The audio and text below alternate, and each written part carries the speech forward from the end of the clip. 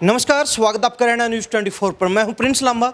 मेरे से विनय सिंधु के साथ मौजूद है हरियाणा प्रदेश के जींद जिले के गांव पाजू खुर्द में। छोटा सा गांव है जो सफीदो विधानसभा क्षेत्र के तहत आता है। आज हमारे साथ एक गुड़िया मौजूद है, सिमरन खरब, पाजू खुर्द से, जो पहली महिला आईएएस अपने गांव की हैं, तो साथ ही इलाके की भी पहली महिला आईएएस बनी है। और आपको बता दें कि पूरे भारतवर्ष में इन्होंने 66वां रैंक हासिल किया है, वो भी अपने तीसरे प्रयास में। खास बातचीत करेंगे कि किस तरीके से जो इन्होंने यूपीएससी, जो सबसे कठिन परीक्षा मानी जाती है पूरे भारतवर्ष में, उसकी तैयारी की, कितने घंटे पढ़ाई करते थे, इंटरव्यू को लेकर किस तरीके से जो इन्होंने तैयारी की, क्योंकि यूपीएससी के अंदर जो एग्जाम होता है उसमें सबसे मुश्किल जो फेज है वो इंटरव्यू को माना जाता है। तो ऐसे में इंटरव्यू की तैयारी इन्होंने कैसी की, इंटरव्यू को लेकर जो डर बैठा रहता है बच्चों के मन में, उसको दूर कैसे किया, सारी बातचीत इनसे करेंगे। जो सवाल आपके हैं वो हर सवाल इनसे करेंगे और इससे जानने का प्रयास करेंगे कि कैसे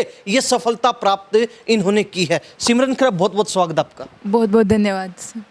कैसा लग रहा है, सबसे पहले तो जानना चाहेंगे। 66वां रैंक, तीसरी बार प्रयास किया था, ऑल इंडिया 66वां रैंक, कैसा लग रहा है? बहुत अच्छा लग रहा है, बहुत खुशी मिल रही है कि जो मेहनत करी थी वो सफल हुई है। तो जब एग्जाम दे रहे थे तब था दिमाग में कि हाँ तीसरा अटेम्प्ट है, इस बार तो फतेह करके रहेंगे?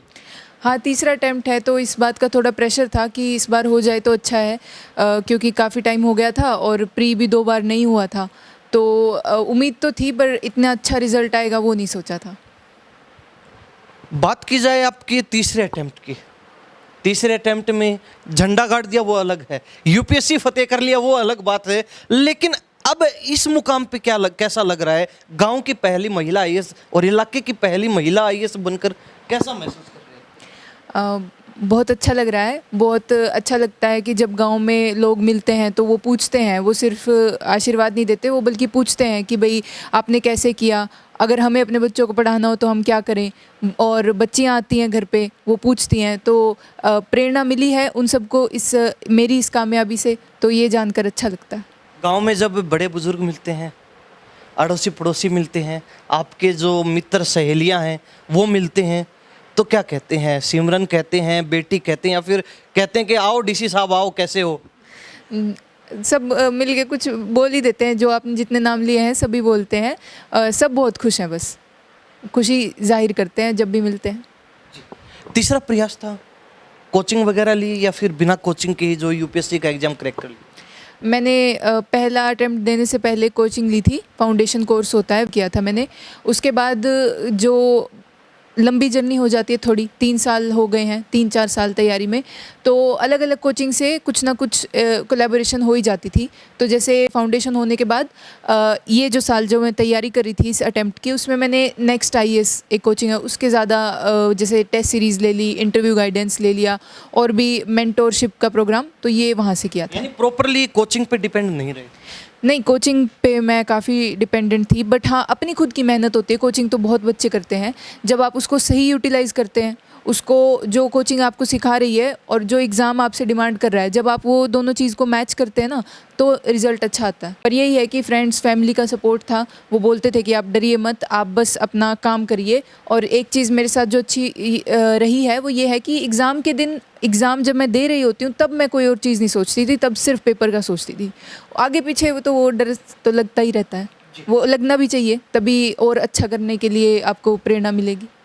ये और बता दीजिए, तैयारी घर रह के की या फिर प्रॉपरली कोई कोचिंग आपने ज्वाइन कर रखी? जैसे मैंने बताया आपको फाउंडेशन कोर्स, वो तो मैंने ऑनलाइन ही किया था। उसके बाद उस वक्त कोविड था और मैं उस वक्त एमए भी कर रही थी, तो जब कोविड ख़त्म हुआ तो एमए के लिए मुझे जाना पड़ा, मैंने डीयू से करी है, तो वहाँ पे ही फिर मैंने पीजी लिया और वहीं से मैंने तैयारी करी थी। पीजी मतलब पेइंग गेस्ट में रही, तो फिर वहाँ पे मैंने तैयारी करी। अभी जो लास्ट अटेम्प्ट आपने ये हाल ही में दिया है जिसमें आपने क्लियर कर लिया, अभी भी आप पीजी में? हाँ, ओल्ड राजेंद्र नगर जानते होंगे सब, इस चीज़ का हब ही है, वहाँ पर बहुत एस्पिरेंट्स होते हैं, तो वहीं मैं भी थी। हज़ारों एस्पिरेंट्स के बीच सब अपना दुखड़ा शेयर करते हैं। आपकी बहुत सी फ्रेंड्स भी होंगी, पूरा फ्रेंड सर्कल होता है बच्चों का, तो सभी अपना दुखड़ा रोते हैं, भाई मैंने ये प्रयास किया, मैं फेल हो गई, यहाँ ये कमी रही, वो कमी रही। तो कितना सहारा मिला, मतलब दोस्तों से कितनी जो आपकी कमियाँ दूर करने में उनका हाथ रहा है? बहुत बड़ा ग्रुप नहीं था मेरा, और मैं तो रिकमेंड करूँगी कि ज़्यादा बड़ा ग्रुप ना ही हो तो अच्छा है। आपके कुछ सेलेक्टेड फ्रेंड्स होने चाहिए जो आपको कुछ ना कुछ आपकी पर्सनैलिटी में एनहांस ही करें, कुछ ना कुछ आपको अच्छा सिखाएं। फ्रेंड्स का होना बहुत ज़रूरी है। एक तो आप अपनी बहुत बहुत बार एंग्जाइटी फ़ील होती है, स्ट्रेस होता है, तो आप वो शेयर कर सकते हैं अपने दोस्तों से, क्योंकि वो सेम ही फील्ड में है कहीं ना कहीं। फिर आपको और नई जानकारी पता चलती है। कुछ चीज़ें हो सकता है आप अपनी तैयारी में मिस कर रहे हो, जो आपका फ्रेंड आपको बता दे, आपकी फ्रेंड आपको बता दे, तो वो होता है। पर ओवरऑल हौसला मिलता है, और अगर किसी एक दोस्त का हो जाए तो उससे तो और हौसला मिलता है कि देखिए इसका हो गया, यानी हम एक ही राह पे हैं, हम सही राह पे हैं, तो हमारा भी होगा। तो आपने बताया कि बड़े कम जो है फ्रेंड्स हैं आपके, तो उनमें से आपके साथ साथ और किन किन का हुआ है, कितने फ्रेंड्स का हुआ अभी नहीं हुआ है, पर मुझे पूरी उम्मीद है कि आने वाले इस साल में ही ज़रूर मेरे दोस्तों का भी एग्ज़ाम क्लियर होगा। है? अब तो होना ही है, अब तो आप एग्जाम्पल बन गई उनके लिए कि मेरी सहेली ने कर लिया इस बार, तो मेरे को भी करना ही करना हाँ जी, बिल्कुल होगा। मेरी तो पूरी मेरी उन दुआएं भी हैं उनके साथ, और मैं उनकी पूरी मदद भी करती हूँ और करती रहूँगी। है। तो अभी बात करें यूपीएससी के एग्जाम की, क्योंकि सबसे कठिन, सबसे हार्ड मानते हैं। हालांकि ये हार्ड कितना ये तो आप जानते होंगे भाई, एक तो वास्तविकता में हार्ड होता ही है, लेकिन उसको हार्ड बोल बोल के और ज़्यादा हार्ड कर लेना, इसको कितना सही मानते हैं? देखिए, मुश्किल तो है, क्योंकि सिलेबस ही अगर हम देखें इसका, जैसे मेंस जो होता है उसका सिलेबस बहुत अच्छे से दिया हुआ है यूपीएससी ने, तो वो सिलेबस ही इतना ज़्यादा है कि उसको कवर करने में 1 साल लग जाता है आपको, पूरा सिलेबस करने में।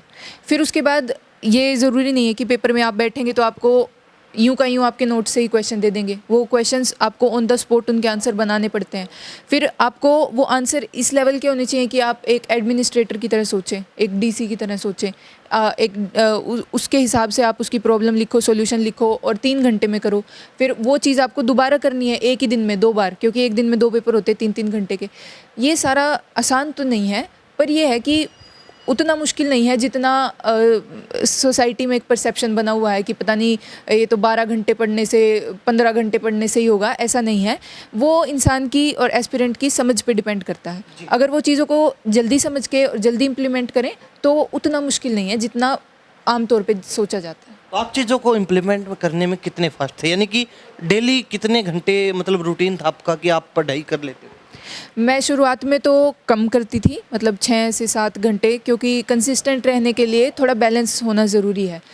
लेकिन जैसे ही पेपर पास आता था तो फिर मैं अपना शेड्यूल चेंज कर लेती थी, उसमें मैं 10-12 घंटे तक जाती थी। 12 मैक्सिमम होता था, उससे ऊपर नहीं हो पाता था, और वो भी कभी-कभी। 10 कांस्टेंट बनाए रखने की कोशिश करती थी मैं। ये था मेरा शेड्यूल। तो मम्मी पापा पूछते थे कि गुड़िया कितने कितने घंटे पढ़ाई कर रही है? कभी हाँ, पूछते थे। कभी ऐसा नहीं कहा फ़ोन पे कितने घंटे क्यों पढ़ती है, पागल हो जाएगी, तेरे को वहाँ से लेके आना पड़ेगा वापस?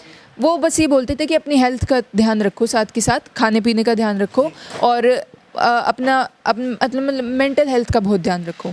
इनका बोलते थे वो। अदरवाइज़ वो बोलते थे पढ़ाई अपने हिसाब से करिए, जैसे आपको सही लगे। एनसीईआरटी की बात करते हैं, अक्सर जो बच्चे आईएएस आईपीएस लगते हैं, जो यूपीएससी का एग्जाम क्रैक करते हैं, उनसे बातचीत करते हैं हम, वो बताते हैं कि एनसीईआरटी का बड़ा अहम रोल रहता है। तो आपकी सफलता में एनसीईआरटी का कितना रोल रहा है? एनसीईआरटीज़ एक्चुअली आपकी अंडरस्टैंडिंग के लिए है, कि अगर कोई ऐसा एस्पिरेंट है जिसको इन सब्जेक्ट्स का, जो यूपीएससी में आते हैं, उनकी बिल्कुल भी जानकारी नहीं है या बहुत ही थोड़ी है, तो एनसीईआरटी के यूज़ से वो पहले अपनी जानकारी को बनाता है, यानी बेस मान। बेस। उसके बाद बुक्स आएंगी, वो पढ़ के फिर आपकी जानकारी पूर्ण होगी। अब मेरे लिए ये था कि मेरे सब्जेक्ट्स, क्योंकि +1 +2 में ह्यूमैनिटीज़ रही हैं, तो जैसे हिस्ट्री, पॉलिटिकल साइंस, इकोनॉमिक्स, ये सब मैंने पढ़ा था, तो कहीं ना कहीं बेस मेरा बना हुआ था। मुझे साइंस की प्रॉब्लम आती थी थोड़ी, तो मैंने साइंस की एनसीईआरटी ज़्यादा पढ़ी है। आपके पास फिलहाल कौन से सब्जेक्ट थे इस यूपीएससी? यूपीएससी में अलग जो होता है वो ऑप्शनल होता है, तो मेरा हिस्ट्री ऑप्शनल था। बाकी सब्जेक्ट तो सबके सेम ही होते हैं, वही history, polity, economics, environment, geography, ये सब। ठीक है। तो अभी बात की जाए, सबसे ज़रूरी सवाल आपसे जानना चाहता हूँ। अक्सर लड़कियों से बातचीत करेंगे, लड़कियों का बस इतना ही होता है कि हम पढ़ लिख के टीचर बन जाएं। ज़्यादातर लड़कियां सोचती हैं कि मैं टीचर बनूंगी। हम पूछते हैं तो उनका यही जवाब होता है, टीचर बन जाएं। किसी किसी का होता है भी हम आर्मी में जाना चाहते हैं, पुलिस में लगना चाहते हैं। डीसी बनने का क्या जो है आपने ड्रीम देखा और उसको पूरा भी कर लिया? हाँ जी, मैं तो बहुत खुशकिस्मत मान अपने आप को मेरे पेरेंट्स ने बहुत सपोर्ट किया है मेरी एजुकेशन का। और यहाँ पे है थोड़ा ऐसे लगता है कि भाई लड़कियाँ ज़्यादा ऊंचे ख्वाब नहीं देखती, पर जब मैं दिल्ली यूनिवर्सिटी पढ़ने गई और वहाँ मैंने देखा तो वहाँ पर तो लड़कियाँ मेरे से भी ऊंचे ख्वाब देखती हैं। मतलब ऊंचे ख्वाब देखने का मतलब है कि अपने फील्ड में बेस्ट करने का सोचती हैं। तो वहाँ जाके मुझे लगा कि नहीं, ये ऐसा नहीं है कि मैं ही सबसे अलग हूँ, बहुत लोग ऐसे हैं जो ऐसा करते हैं। और अब मुझे खुशी है कि मेरे करने से यहाँ पे मेरे गांव में भी इस चीज़ के प्रति जागरूकता आई है। तो अगर डीसी आईएएस की जगह आईपीएस में नंबर पड़ जाता तो? नहीं, आईएएस में नहीं, आईएफएस में पड़ेगा। मैंने फर्स्ट चॉइस तो आईएफएस रखी है, बाकी अभी सर्विस लिस्ट आई। कोई सबके आईएफएस है? हाँ जी, हाँ जी, हाँ जी। पर वो अब ज़्यादातर यहाँ पे लोगों को इतनी पता नहीं है ना इन दोनों का डिफरेंस। और वैसे सर्विस लिस्ट आई नहीं है, तो अभी मैं भी बिल्कुल डंके की चोट पे नहीं बोलना चाहती कि यही बनूंगी। तो आईएएस या आईएफएस में से ही एक मिलेगा, होपफुली आईएफएस मिलेगा। जी, यानी कि इनकी प्रायोरिटी जो है आईएफएस को है। बाकी माना जाता है अक्सर जब बच्चों से बात करते हैं जो लिस्ट में अपनी जगह बनाते हैं, तो मानते हैं कि लगभग 70, 80, 90 की रैंक तक आईएएस मिल जाता है मोस्टली। तो ऐसे में इनकी जो है आईएएस की ज़्यादा डिमांड है नहीं, इनकी प्रायोरिटी आईएफएस को है। बाकी अब ये कहते हैं कि देखना होगा कि कहाँ नंबर पड़ता है, कहाँ इनको मौका मिलता है, कौन सी लिस्ट में जगह बनती है इनकी जाके आगे। तो क्या सुधार करना चाहते हैं? मतलब आपने आईएएस या फिर आईएफएस बनते हैं तो क्या जो है सुधार करना चाहते हैं? क्या आपके दिमाग में थॉट है कि हाँ, जैसे ही हमें ज्वाइनिंग मिलेगी, जैसे ही हमें जिम्मेवारी मिलेगी, ड्यूटी पर जाएंगे, तो उसी दौरान हमें सबसे पहले यही चेंजमेंट करना, यही बदलाव करना? सबसे पहले तो मैं मेरे जो मुझे ऑफिस मिलेगा उसकी समझ इम्प्रूव करूँगी। मेरे पास क्या काम है, क्या दायरा है उस काम का, वो सारा। जहाँ मुझे मौका मिलेगा मैं वुमेन रिप्रेजेंटेशन को इम्प्रूव करने की कोशिश करूँगी। लड़कियों की रिप्रेजेंटेशन जहाँ पर भी मौका मिलेगा, ये मेरा फोकस रहेगा कहीं ना कहीं।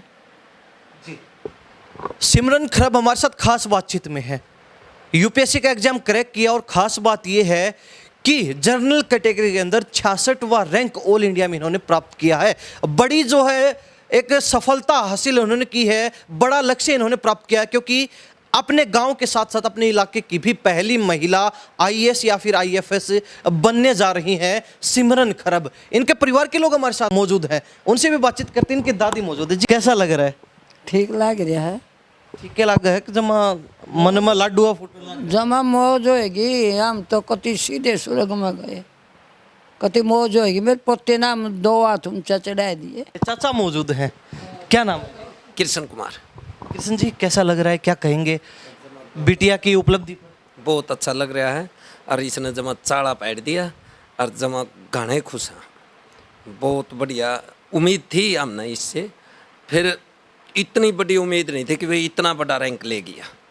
उम्मीद बहुत थी इस तरह, शुरू से ही उम्मीद थी, शुरू से होनार थी और इसने जमा बढ़िया बिल्कुल जमा तो आपकी उम्मीदों से भी ऊपर खरी उतरी? उम्मीदों से भी ऊपर काम कर दिया इसने और शुरू से ये होनार थी।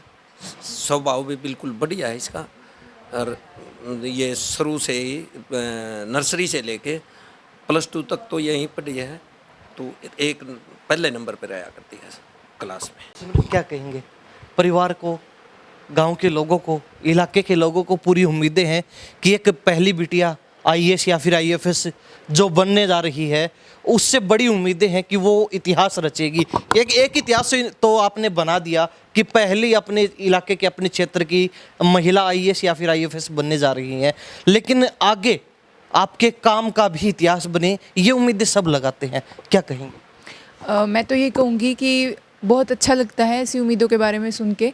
जैसे आज तक जब तक पेपर क्लियर नहीं हुआ था तो लगता था कि जब पेपर क्लियर हो जाए, तो एक गोल था दिमाग में। अब सबकी बातें सुनकर एक नया गोल मिल गया है कि पेपर तो हो गया है, लेकिन अब इस जो नई जिम्मेदारी मिली है उसमें खरा उतरना है। तो मुझे तो इंस्पिरेशन ही मिलती है इन बातों से और इन पर खराई उतरने का काम करूँगी। अक्सर फैमिली की उम्मीदें जिस तरीके से आपने अभी देखा कि क्या उम्मीद आपसे है, पहला प्रयास असफल रहे, दूसरा प्रयास असफल रहे, आपने बताया कि प्री भी क्लियर नहीं हो पाया, मेंस और उसके बाद इंटरव्यू तक जाना तो बड़ी बात थी। थर्ड अटेम्प्ट में आपने प्री भी क्लियर किया, मेंस भी क्लियर किया, इंटरव्यू भी क्लियर कर लिया और सफलता हासिल कर ली। बीच में कभी थोड़ा डाउन फील किया? तो क्या रहता था मम्मी पापा की तरफ से, दादी की तरफ से, चाचा की तरफ से, और भी जो आपके यारे प्यारे जो दोस्त मित्र हैं उनकी तरफ से, भाई हार नहीं माननी, या फिर क्या क्या रिएक्शन होता था कि भाई और कुछ देख लो, इसको छोड़ दो? नहीं, ऐसा तो नहीं होता था कि और कुछ देख लो। मेरे पेरेंट्स को तो यही रहता था कि आप इसको लास्ट अटेम्प्ट तक ट्राई करते रहो, आपके अंदर काबिलियत है। पर मुझे ये लगता था कि 3 अटेम्प्ट्स आर इनफ, इसके बाद थोड़ा सा सेकंड ऑप्शन भी देख लेना चाहिए।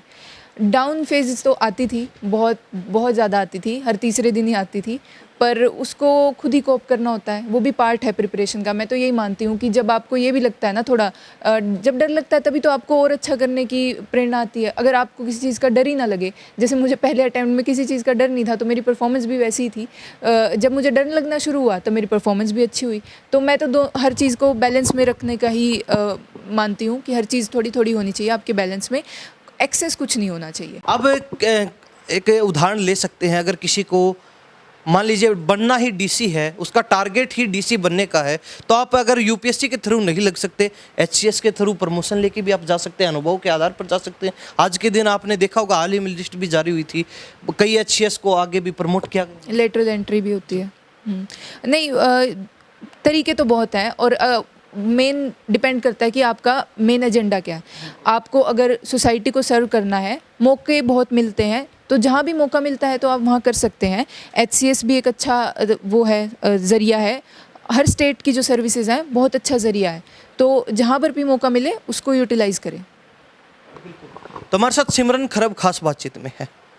एक मोटिवेशनल इंटरव्यू करने के लिए हम इनके पास पहुंचे थे, क्योंकि इलाके की पहली बिटिया जो आईएएस या फिर आईएफएस लगने जा रही है, तो इससे बड़ी खुशी की बात इनके लिए, इनके गांव के लिए, इनके क्षेत्र के लिए हो ही नहीं सकती है। क्योंकि गांव देहात से, एक छोटे से गांव से जब एक लड़की आगे निकलती है और वो भी इतने बड़े पद के ऊपर, तो कहीं ना कहीं लोगों की खुशी का ठिकाना नहीं रहता। और विशेष तौर पर गाँव देहात में जो लड़कियाँ जिनके सपने दबे रह जाते हैं, उनको भी एक उम्मीद की किरण नजर आती है कि हाँ, सिमरन ने कर लिया तो अब इसके सहारे हमारे लिए भी रास्ते खुल गए, हम भी जो है अपने सफलता की सीढ़ियां चढ़ सकते हैं, हम भी आगे बढ़ सकते हैं। एक एग्जाम्पल सेट कर दिया, एक एग्जाम्पल आप खुद बन चुके हैं।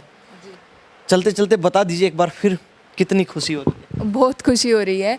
अब तो इतना सबने इतनी ब्लेसिंग्स दे दी हैं, मैंने इतने धन्यवाद बोल दिए हैं, अब तो मेरे पास शब्द ही नहीं बचे हैं कि मैं कैसे बयां करूं कि मेरे को कितनी खुशी हो रही है। जब रिजल्ट आया था तब कहाँ थे, दिल्ली थे या फिर घर पे? घर पे ही थी मैं तब। जब रिजल्ट देखा तो पहला रिएक्शन कैसा था? पहला रिएक्शन तो यही था, मतलब मेरे भाई बहन तो बहुत ज़ोर शोर से सेलिब्रेट करने लगे, बस बोलते ही 66 करके वो घर में कूद रहे थे। पर मेरा तो यही था, मैं पहले चेक करूँगी, एडमिट कार्ड में चेक करूँगी, हर जगह मुझे श्योर होना था।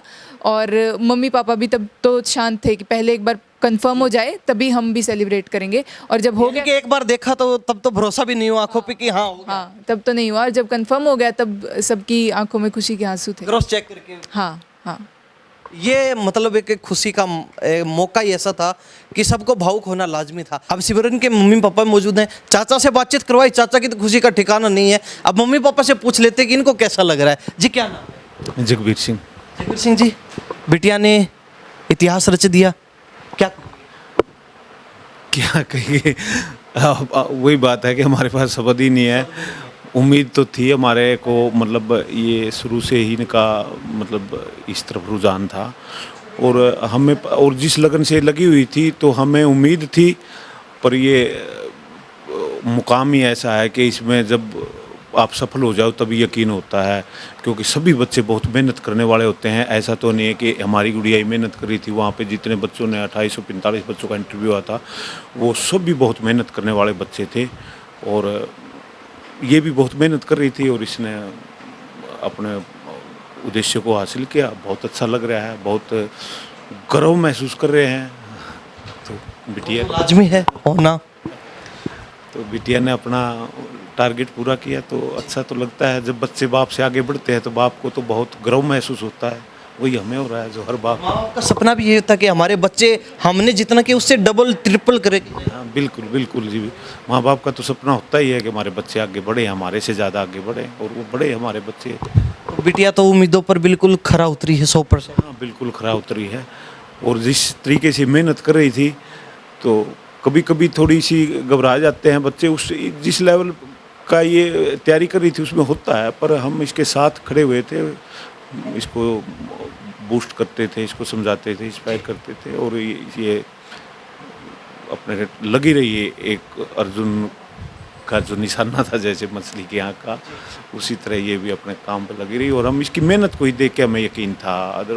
ऐसा नहीं था कि हम वैसे ही कह रहे हैं कि भाई शुरू में बचपन से तो सभी बच्चे सपना ले लेते हैं किसी ना किसी चीज़ का, बट उस सपने को पूरा करने के लिए मेहनत बहुत ज़रूरी है, और वो कंसिस्टेंटली मेहनत करनी पड़ती है, और वो ये कर रही थी। तो उसको देख के हमें लगता था कि परमात्मा इनको इनकी मेहनत का फल पक्का देगा, 100% देगा, और वो दिया, भगवान ने दिया। अब सिमरन की माता जी मौजूद है जी, क्या नाम? सुशीला। सुशीला जी, जब बेटी को दिल्ली भेजा पढ़ने के लिए, एक होता है माँ बाप के दिल में डर होता है, भाई समाज ऐसा ही है, अक्सर घटनाएं देखने को सुनने को मिलती हैं, भाई आज समाज में किसी बेटी के साथ ऐसे हो गया, ये गलत हो गया, बड़े जो वाक़या होते हैं। तो उस समय डर था, लेकिन फिर भी बेटी को भेजा आगे बढ़ने के लिए, इसके सपने को आपने दबाया नहीं, और आज कहीं ना कहीं आपको भी गर्व हो रहा होगा कि हाँ उस समय सही कदम उठाया कि बेटी को बाहर जाने दिया। बिल्कुल बिल्कुल भैया, देखो डर सबको रहता है अपने बच्चों का, पर ये था कि इसके अंदर लगन थी, और वो लगन हमने सोचा कि अगर हम भी इसका साथ देंगे ना तो ये कुछ कर जाएगी ज़िंदगी में। और डरना तो देखो तब डरे, बच्चे का पता हो तो डरने की ज़रूरत ही नहीं होती, इसका स्वभाव ही ऐसा था। हमें पता था जहाँ जाएगी मेहनत करेगी, और मेहनत कभी जाया नहीं जाती भैया, कहीं ना कहीं तो मुकाम मिल ही जाता बच्चों को, तो हम तो बहुत खुश हैं भैया। अभी सिमरन ये भी कह रही थी कि सबसे ज़्यादा खुशी मम्मी को ही, मम्मी के तो आंसू ही नहीं रुक रहे थे। खुशी तो होती है भैया, अपने बच्चों की खुशी किसको नहीं होती भाई, बहुत खुश हुए हम तो भाई। देखो पहले टेंशन में थी, रिजल्ट नहीं आया तब तक, पर रिजल्ट आने के बाद जब ये खुश हुई तो हम खुश हो गए बस। अब बच्चों को देखो कुछ मिल जाता है, बच्चे खुश होते, माँ बाप तो उससे ज़्यादा खुश हो जाते हैं भाई, चलो हमारा बच्चा खुश है। अभी जो सपना था वो पूरा हो गया या फिर अभी कुछ बाकी है? नहीं हो गया, हमारा इसका सपना पूरा हो गया, हमारा सपना इसके सपने में ही था भैया। हमारा पूरी कसर पूरी होगी? होगी पूरी, बिल्कुल होगी भैया। अब हमारे 2 बच्चे और हैं, हम उनके साथ मेहनत करेंगे, ये सफल होगी, अब उनके साथ मेहनत करेंगे हम, और उनको भी सफल बनाएंगे। बाकी पिताजी धीरे बोलते हैं, लेकिन मम्मी की बातों में जोश है, मतलब इससे अंदाजा लगा जा सकता है कि मम्मी का ज़्यादा गुण सिमरन के अंदर आए हैं। और वैसे भी एक बेटी का लगाव माँ से ज़्यादा होता है, पिता से इंटरेक्शन कम होती है, तो ऐसे में माँ के गुण आना भी लाजमी है, स्वाभाविक बात है वो। तो मम्मी के गुरु ज़्यादा सीखे इन्होंने, एक मतलब लहजा देखें, इनकी बातों को पकड़ें, तो मम्मी की तरह सिमरन बड़ी तेज़ बोलती है, बड़ी फास्ट बोलती हैं, तो बोलना ज़्यादा मम्मी ने सीखा?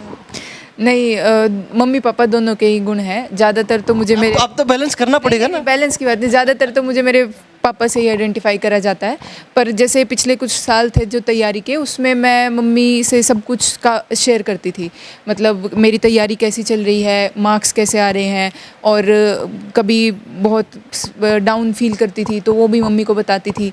और मम्मी ने भी अपने आप को बहुत एजुकेट किया, यूपीएससी से रिलेटेड, एजुकेशन से रिलेटेड, इनफैक्ट कोई भी और एग्ज़ाम भी हो ना, नेट जेआरएफ में देती थी, उससे रिलेटेड। तो मम्मी को ये रहता था कि मैं इसको एक अच्छा रिस्पॉन्स दे सकूँ अगर ये मेरे पास अपनी कोई प्रॉब्लम लेके आ रही है।